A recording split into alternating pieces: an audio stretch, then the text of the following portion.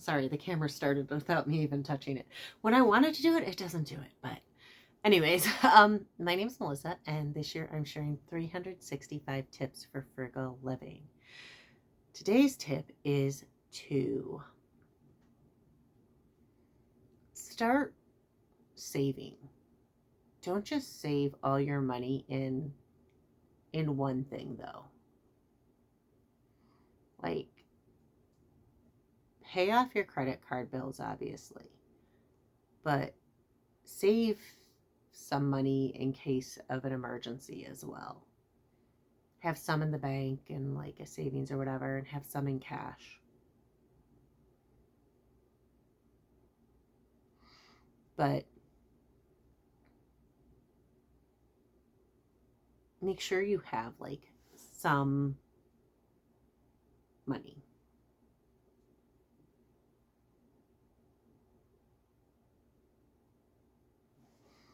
Um,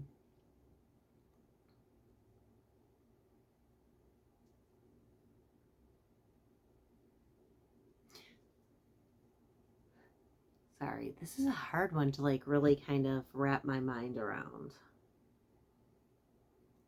We're in a changing world.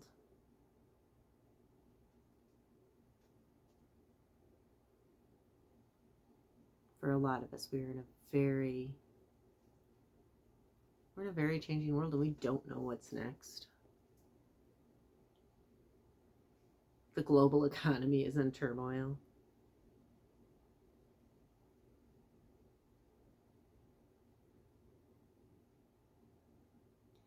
So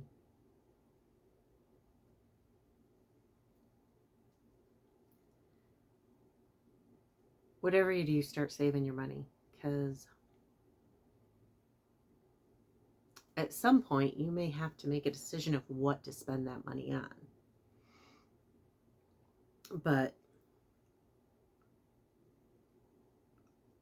you want to have some money and everything saved for an emergency. I mean, how many months? I mean, at this point, I can't go any months without working. But I was able to survive for a year without working. And granted, like I did have debt, but not a lot.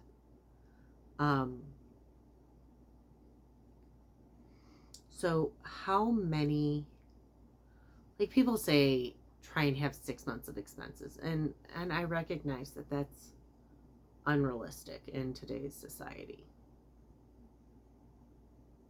But if you start saving now and you save a few $100s, and then maybe next month another $100 or a few $100s. I mean, I get it. I speak from a place of privilege because my housing expenses are so cheap, and I was reading like the average mortgage is $2,209 in America, and the average household utilities per month are $600. It's almost $3,000, and I'm under $1,000. So I feel like maybe I shouldn't complain.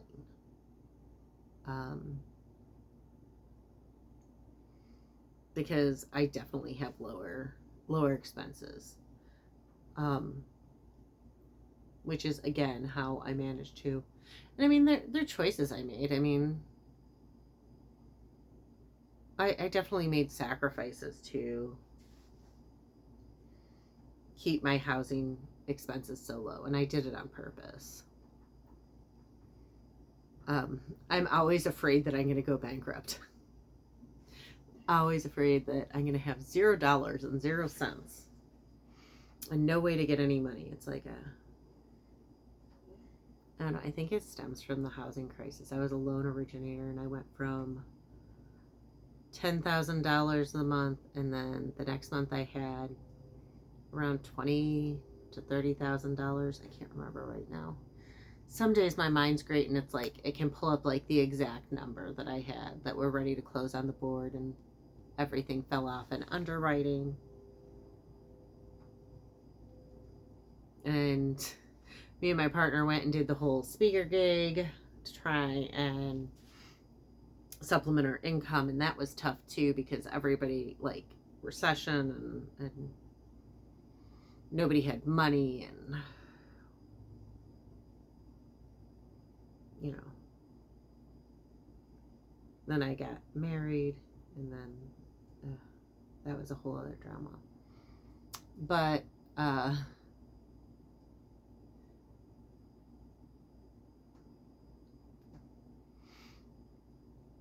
feel like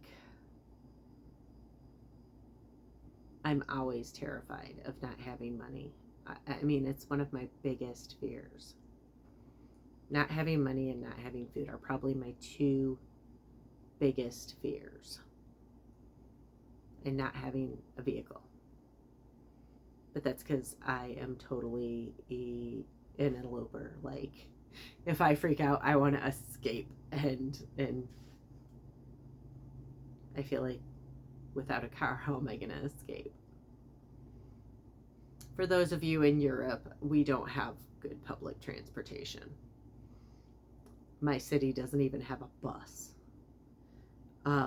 My city gets a score of 0 on the walkability, public transit, and bikeability scales. Though maybe it's raised now that we have some grocery stores. I don't know. But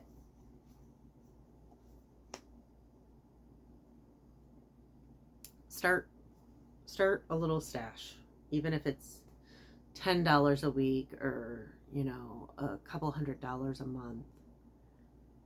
I don't care if you're having to dig through your couch and save 27 cents because that's what you have.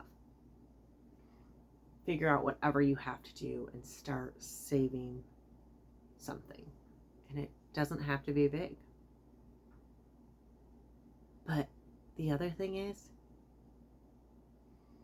is as you watch credit card debt go down, it's really exciting if you actually watch it and pay attention. And as you watch savings go up, or your wad of cash go up, or whatever, it's really exciting to watch it grow. Just change your mindset, because oh my God, watching your debt go down and your savings grow is so much more exciting than anything you could buy. Except for maybe a vacation. But I love to travel. Or maybe a house. If it's the right house. But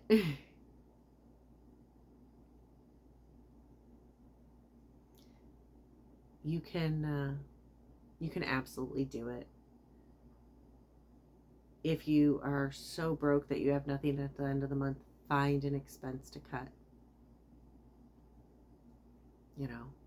Take shorter showers, turn off all your lights, don't go out to eat, buy cheaper food at the grocery store if you have to. Rice and beans until give up meat and eat rice and beans. Yeah, I know. I know, evil vegan here. I'm not a vegan even. I have chicken and beef in my freezer, but the thing is sometimes rice and beans is what's going to get you through. Might not be exciting, but it's calories, it's sustenance. And I would argue that it's healthier than a large portion of food at the grocery store, than most of the stuff you're going to find in the freezer aisle. The chicken nuggets and the TV dinners and I don't know, what have you. So, today's tip for frugal living: start saving, even if it's pennies a day. Watch that savings grow. Start getting excited about watching your bank account grow, or your wad of money grow, or your debt shrink, instead of getting excited about what you can buy. Whatever you have to do, check your thing daily. Gamify savings, whatever you have to do. Just do it. Anyways, again, my name's Melissa, and this year I'm sharing 365 tips for frugal living. If you want to hear more, please hit like and subscribe, and I'll see y'all tomorrow.